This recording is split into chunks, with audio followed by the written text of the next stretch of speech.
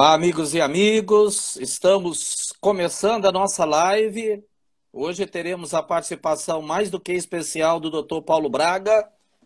Aliás, o Dr. Paulo Braga já está ali.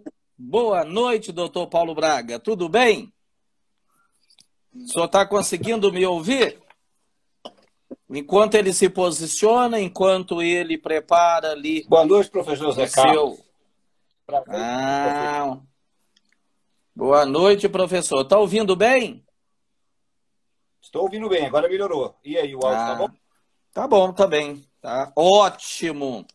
Preparado para uma live aí com os nossos convidados que já estão entrando?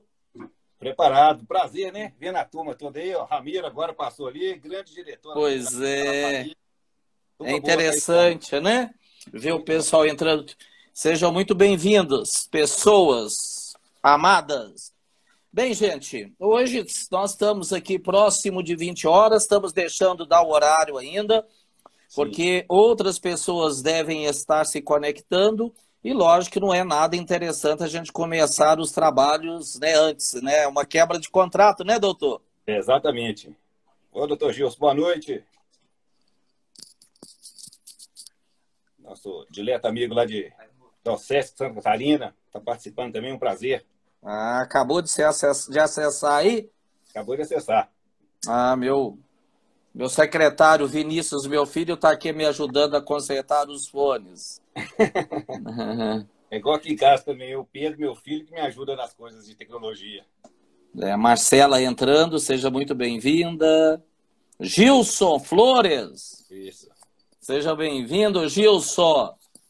Com certeza a gente não vai conseguir ficar falando o nome de todas as pessoas que forem entrando, pelo que pedimos desculpas, né?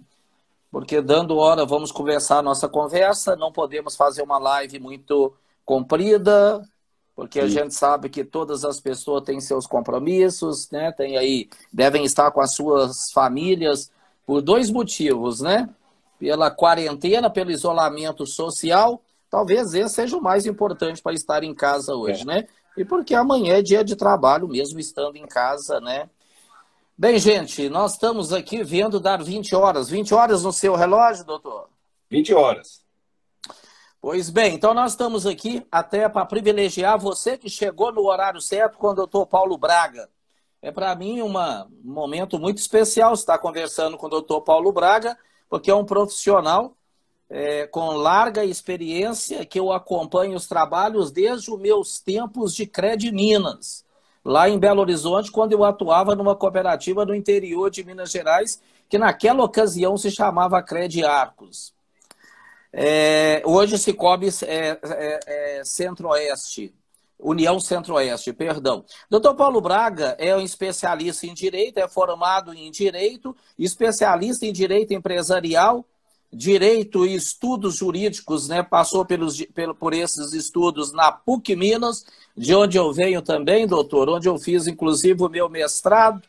É advogado atuante aí no segmento de cooperativismo, né? De maneira muito especial de crédito, mas sei que trabalha com outros ramos do cooperativismo também.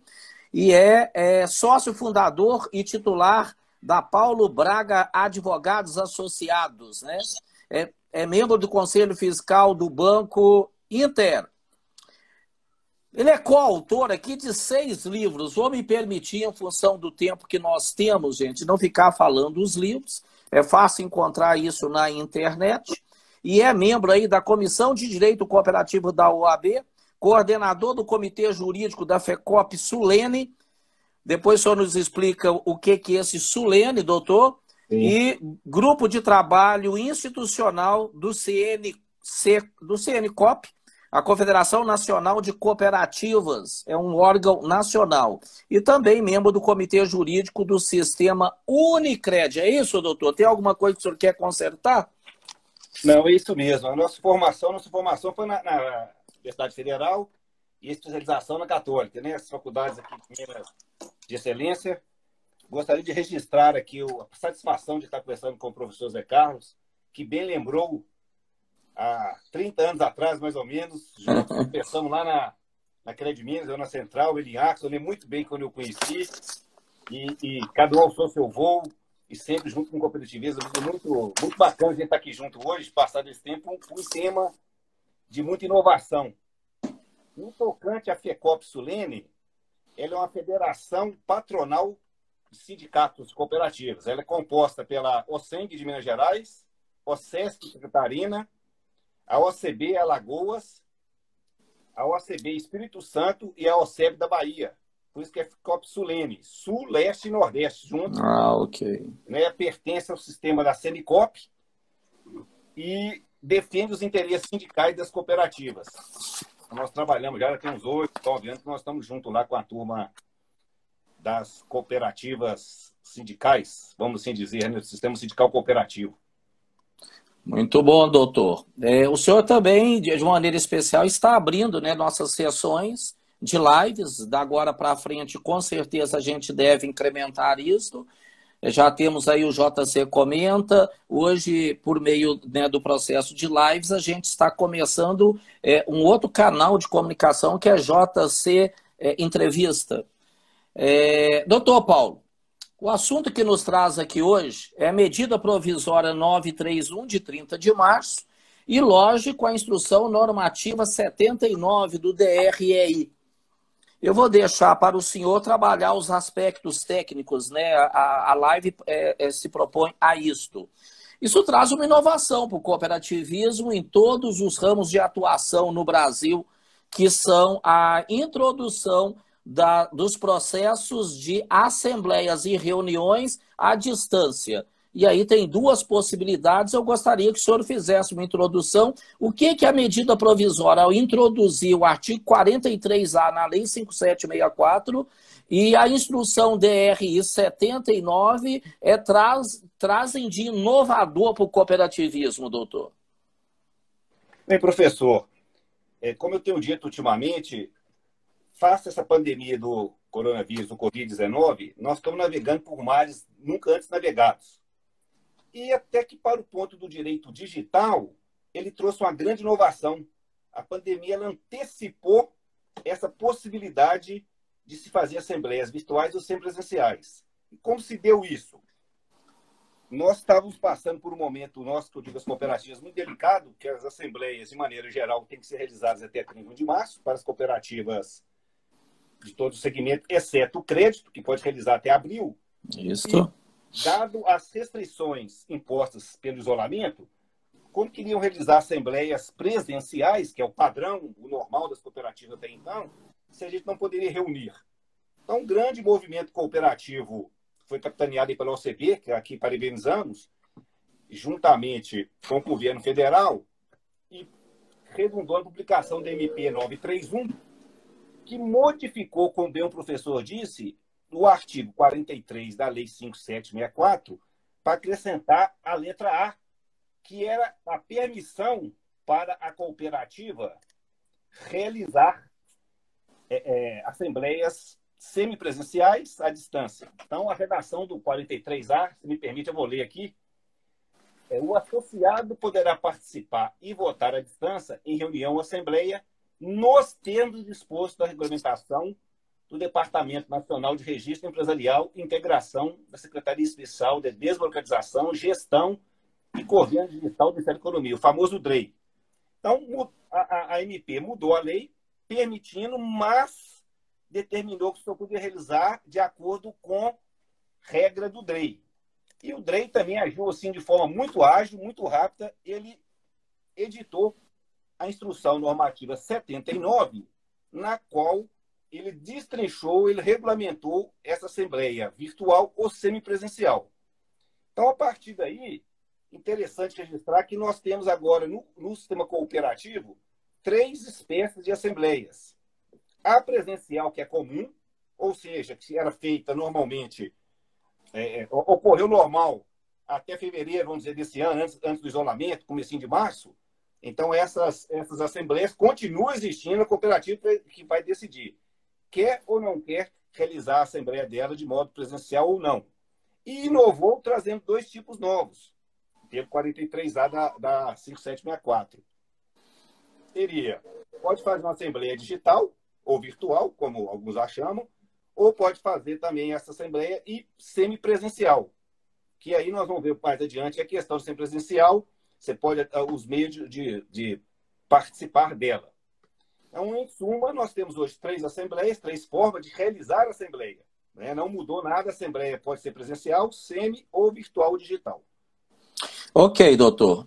É lógico, pelo que a gente conhece de mercado, e até em função do anseio que o segmento cooperativista já demonstrava, uma dessas demonstrações inequívocas é justamente a entrada no dia 10 de março do Congresso Nacional, aliás, um trabalho conjunto da Organização das Cooperativas Brasileiras e do Banco Central. No dia 10 de março, na ocasião, estavam lá no Banco Central o presidente da OCB, o Márcio, e o presidente do Banco Central. A gente já tinha, inclusive, um projeto de lei de reforma, de alteração, de adequação e atualização da Lei Complementar 130, que já propunha, e já propõe, porque está lá no Congresso ainda, a Assembleia à distância, correto? O senhor conseguiu me ouvir? É melhor repetir, o som saiu meio metálico, professor. Então tá bom. Eu só dizia, para ganhar tempo, que no dia 10 de março a OCB, e juntamente com o Banco Central, né, acompanhando o presidente do Banco Central, já havia sido dada entrada no Banco Central de um projeto de lei para alteração, a reforma da Lei Complementar 130, a sua atualização, que já previa esse estatuto da Assembleia à distância. Ou seja, apesar de que, do jeito que está, com a medida provisória 931, e, logicamente, com a instrução do DREI 79, quer dizer, esse é um movimento que não volta atrás e que, com muita probabilidade de caminhar para, nós teremos aí na frente, são as assembleias com possibilidade de presença física e à distância, e talvez não muito distante, inclusive assembleias completamente à distância, né, doutor? Exatamente. Como se diz, o mundo está caminhando para o digital 4.0 e as cooperativas não iriam ficar de fora desse movimento. A Assembleia Digital, ela permite, no nosso modesto entendimento, uma maior participação dos cooperados até então existente. Porque na Assembleia presencial, o cooperado tem que deslocar a residência dele para o local da Assembleia, toma tempo, e outros detalhes, ele não pode um compromisso. E na Assembleia Digital, ele pode participar tendo um aparelho celular e estando conectado na Assembleia, no sistema que a cooperativa vai adotar, de qualquer lugar que ele está, ele pode participar. Então, eu acho que nós vamos ter uma revolução cooperativista nos próximos anos em decorrência dessa Assembleia Digital. Uma maior participação, os cooperados vão poder cobrar mais da administração, a administração vai poder mostrar para o seu cooperado o seu trabalho para um grupo grande. Hoje nós temos um cooperativo com mais de 500 mil cooperados no Brasil. Então, só imagina uma assembleia, mesmo que os delegados, é muito complexo. E na medida em que você pode fazer tanto a pré-assembleia quanto a assembleia de forma digital, virtual, nós vamos agregar muito o quadro social. Acho que especialmente para a turma mais jovem aí, que nasceu no digital, uso digital, vai facilitar demais essa interação, a cooperação, inclusive, de novas pessoas, novos produtos, novos serviços. Foi um grande avanço que tivemos aqui no Brasil com a MP 931 e a regulamentação pelo DREI 79. Concordo com o senhor, doutor. Eu tenho comentado, inclusive no JC Comenta, tem um vídeo específico que eu falo sobre isso, o vídeo 4, que eu tenho apenas uma preocupação, que é uma boa preocupação. No entanto, é uma preocupação. Muitas e muitas cooperativas por esse Brasilzão, de todos os ramos do cooperativismo, faziam assembleias com baixa participação de cooperados. Com a facilidade de participação à distância, especialmente em momentos em que se discutir assuntos que gerar mobilização, como eleição, por exemplo, a gente sabe que eleição é um dos assuntos que mais mobiliza o ser humano, especialmente o brasileiro. Nós temos, a partir do momento, né, de agora, que as pessoas puderem participar à distância, uma facilidade muito grande para participar, e eu gostaria de ouvi-lo com relação a uma preocupação que eu tenho.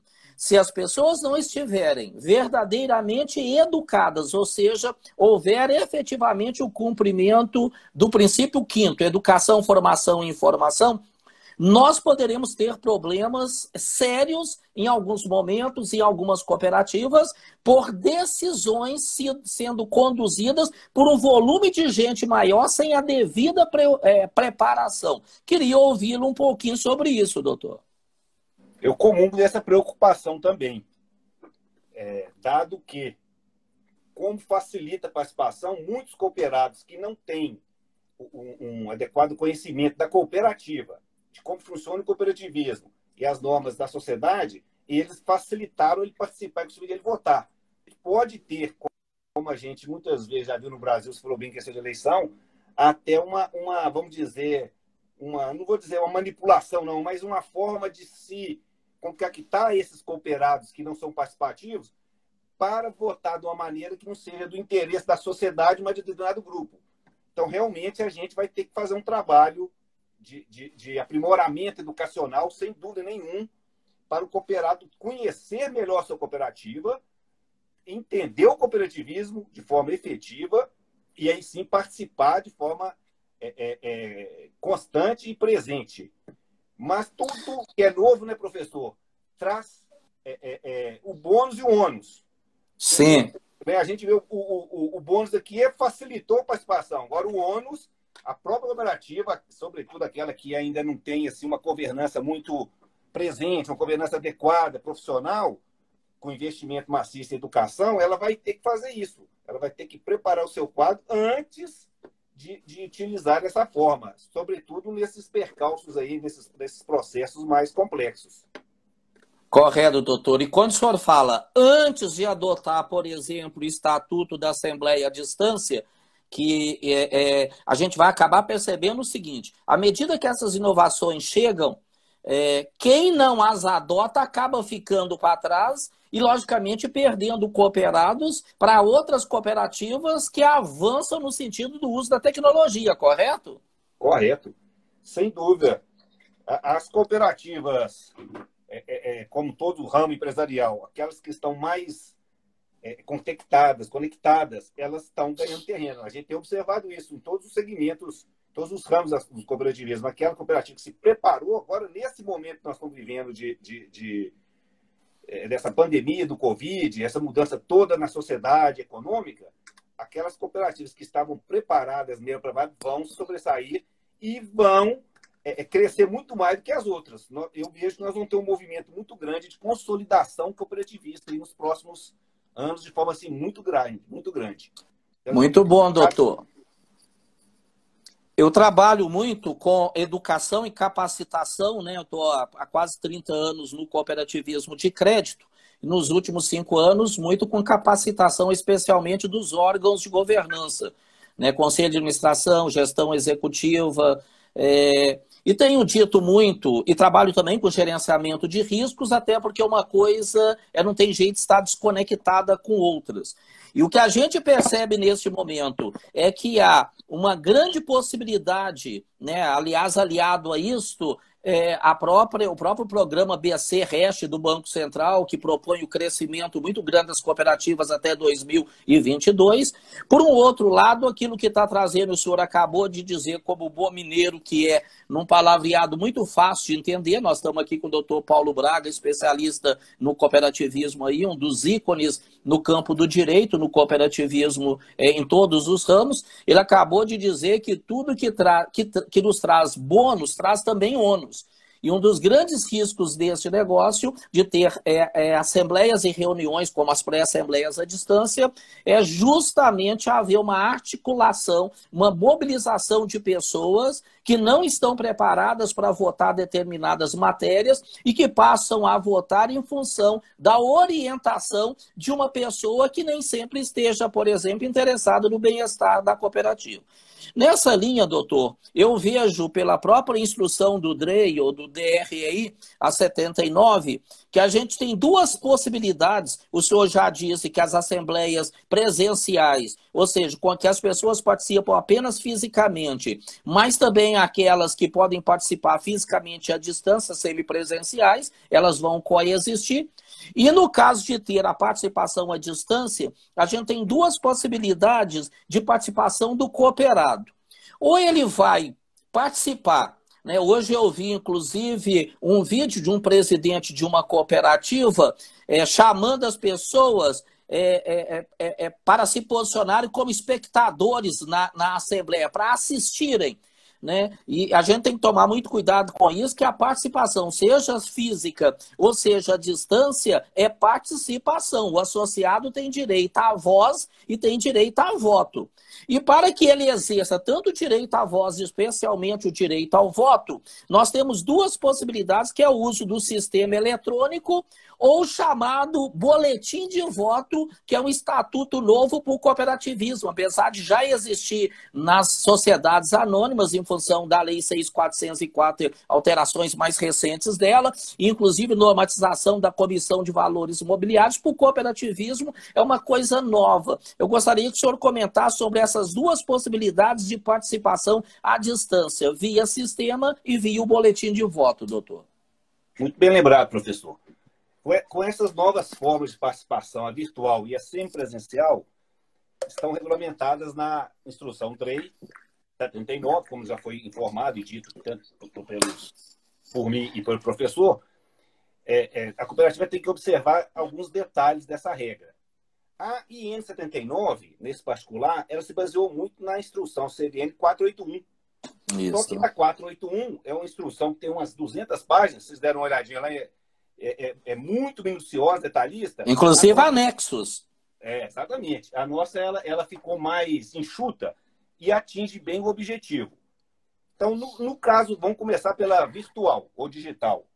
A cooperativa vai ter que utilizar um sistema de tecnologia que não precisa ser, isso é muito importante, um sistema complexo, a norma não exige qualquer sistema de tecnologia que permita que o cooperado, através desse sistema, ele participe da Assembleia, apresentando as suas ideias e votando.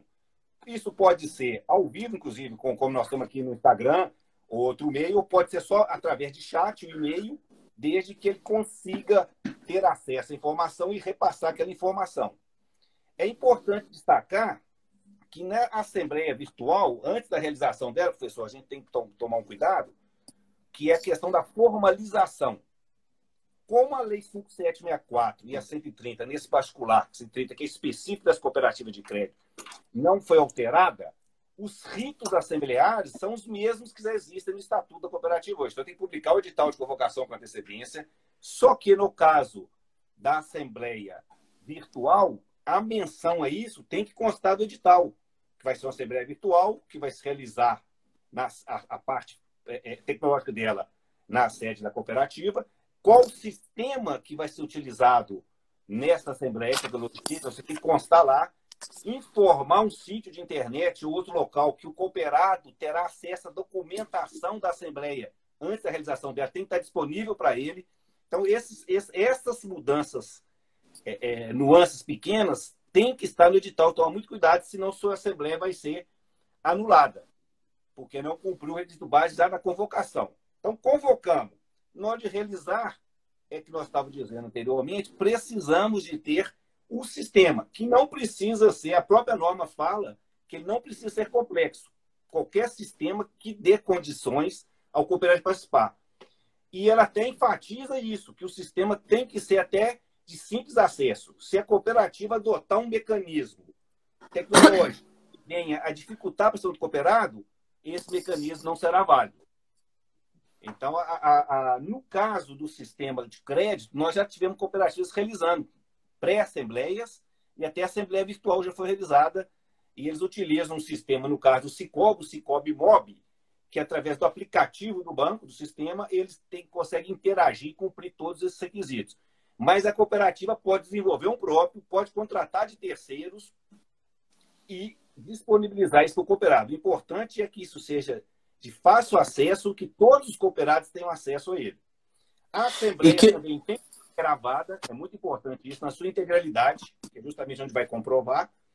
E, para facilitar a questão de assinaturas, basta o presidente e o secretário dessa Assembleia firmar assinatura nos livros e registros, né?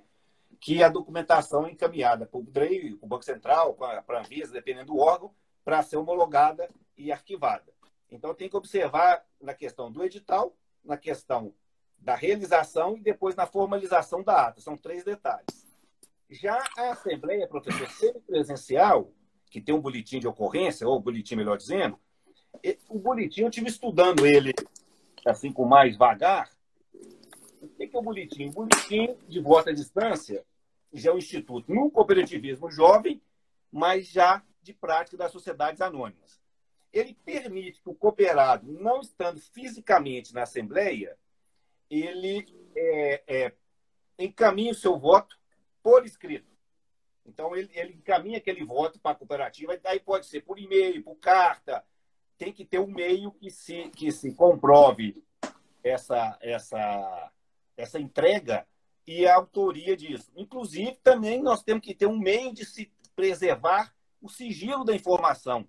Então, nós falamos de Assembleia. Uma Assembleia, o cooperado votar por escrito, nós temos que garantir o sigilo desse voto dele, porque o sigilo é inviolável.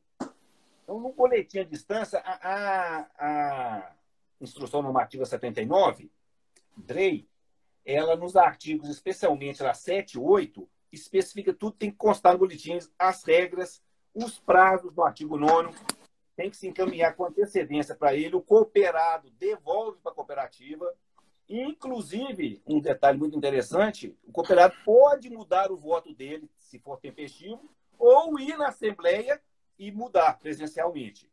Olha, o que eu observei, assim, no primeiro momento, eu acho que a operacionalização desse boletim ela é muito complexa operacionalmente, porque nós temos que encaminhar para ele antes, ele tem que devolver aquilo, e ele pode ainda, inclusive, modificar o voto dele. Então, a cooperativa vai ter que ter um controle administrativo de prazos e regras muito eficiente para evitar alguma nulidade.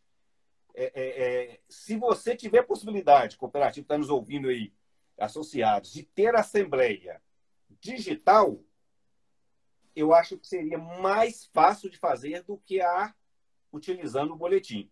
O boletim é um meio válido, totalmente previsto, mas você vai ter que ter um organograma muito certinho de prazos para cumprir, para evitar uma anulidade ou anulabilidade da sua assembleia. Se você não cumpriu o prazo, o cooperado reclamar, peraí, então você não mandou o boletim, eu recebi o boletim hoje, a assembleia amanhã, como é que eu vou mandar meu voto?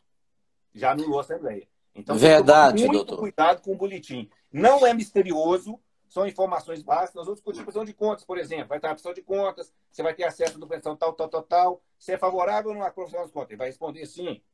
Eleição, chapa A, chapa B. Destinação do resultado, as propostas são essas. Ele pode fazer uma proposta também no boletim, outra proposta daquela. Né? Desde que isso tudo se registre, é válido. É uma inovação, mas eu acho que face a possibilidade de termos Assembleia Digital, o boletim ficou, para minha opinião, em segundo plano. Até porque nas SAs tinha um boletim, mas não tinha virtual também. Vai ter agora, totalmente virtual. Sim, então, eu acho que as SAs eles também vão deixar de lado o boletim. Não tem necessidade mais. O boletim, vamos dizer, é o intermediário entre o presente e o digital. Ficou no meio. Eu acho que está no meio ele vai ser de pouco uso na prática, mas pode utilizar quem tiver esse critério. E no caso, SA um pouco diferente, doutor, até porque a gente sabe que a capacidade de mobilização dos acionistas, apesar de muito trabalhada, nos Estados Unidos tem movimentos para isso. No Brasil, né, o mercado acionário ele ainda é muito incipiente. No entanto, a mobilização de acionistas, a não ser os majoritários, que se unem, às vezes, inclusive em grupos, é muito difícil. No entanto, eu fico muito preocupado e estou vendo passar algumas mensagens aqui das pessoas que estão conosco. Eu agradeço a participação e a presença de todos e as mensagens. A gente não não tem muito tempo de estar lendo todas as mensagens em função de uma live. Ela é pouco tempo, 30, 40 minutos, né? Porque senão, logicamente, cansa todo mundo. Então não dá para a gente demorar tempo demais. E é um assunto muito bom, novo, que desperta interesse. Mas estou vendo passar aqui preocupações com as quais eu comungo, que é da questão de, por exemplo, eu moro em condomínio, é muito frequente em condomínio, por exemplo, as pessoas não vão à assembleia e acabam constituindo mandatário. Ou seja, ela estabelece uma procuração e às vezes gera inclusive um conflito de interesse medonho, porque quem recebe a procuração é o síndico do condomínio, que tem uma série de interesse nas decisões, então o conflito de interesse vai lá em cima. No caso das cooperativas, onde o componente político, diferentemente de sociedade, que sabemos que tem componente político, mas muito diferentemente das cooperativas de maneira geral. Isso enseja uma possibilidade, inclusive, de pessoas saírem, dependendo dos assuntos em discussão, capitaneando pessoas para, mesmo não indo à Assembleia, registrarem para o boletim de voto um posicionamento que é a vontade de um pequeno grupo para aquela cooperativa, doutor. É possível um movimento desse, por exemplo, ou estou inventando coisas? Não, não está inventando, não. É possível. Porque como o boletim ele é encaminhado e devolvido pelo cooperado, logicamente, se o cooperado ceder esse boletim para um terceiro e esse terceiro preencher isso e encaminhar em nome dele, não obstante seja uma fraude, mas de difícil comprovação, correto, ele estaria válido. Né? Então, a gente tem que ter um mecanismo que afirme, dê segurança que seja o associado que está ou no boletim ou até na própria Assembleia Virtual. Por isso, o sistema tecnológico que garanta que foi o Paulo Braga que acessou aquilo ali através de uma senha, uma criptografia, uma segurança, para evitar que um terceiro se utilize o nome do outro. Não obstante, mesmo no digital, a gente pensando bem, se eu ceder a minha senha para um terceiro, seria eu que estaria votando. E como a gente faria isso na comprovar? Né? Nós vamos ter aí, nos anos vindouros, discussões interessantes desse aspecto. Correto. De quem utilizou, foi utilizado, não foi, questão de ter invadiu a Assembleia. Isso não é impossível de acontecer, muito pelo contrário. De jeito nenhum. Os hackers invadem banco, invadem até o Pentágono, já ouvimos dizer que foi invadido o Pentágono. Como é que não vai invadir um sistema de qualquer empresa? Então, a gente tem que certificar da maior forma de evitar isso. Agora, ok. Não é impossível. Eu acho que aquilo, professor, cai justamente do que o senhor trabalha com muita eficiência e competência, que é a educação. Né? Educação. Educar o quadro social. E esse quadro social realmente for participativo, ele irá ceder um direito dele para um terceiro. Usar o nome dele ou ser massa de manobra para determinados grupos que pode ocorrer, né? Que tudo na relação humana, sobretudo em questões políticas, não é impossível nada. Mas se a gente tiver uma educação, um programa constante, para isso nós temos aqui no objeto direto e indireto o FATS, né? As cooperativas têm, por força de lei, elas são obrigadas a construir um FATS e usar esse FATS, assistência técnica educacional e social, que é justamente um escopo muito grande de atividades que ela pode fazer, sobretudo na área educacional, programa de treinamento, de conscientização, de crescimento cooperado, e muitas fazem já muito bem, que é para consolidar e ter essa participação efetiva, porque o que nos torna forte é isso, né? É a união de todos em prol do benefício comum da cooperativa, cada cooperativa no seu ramo para cada cooperado.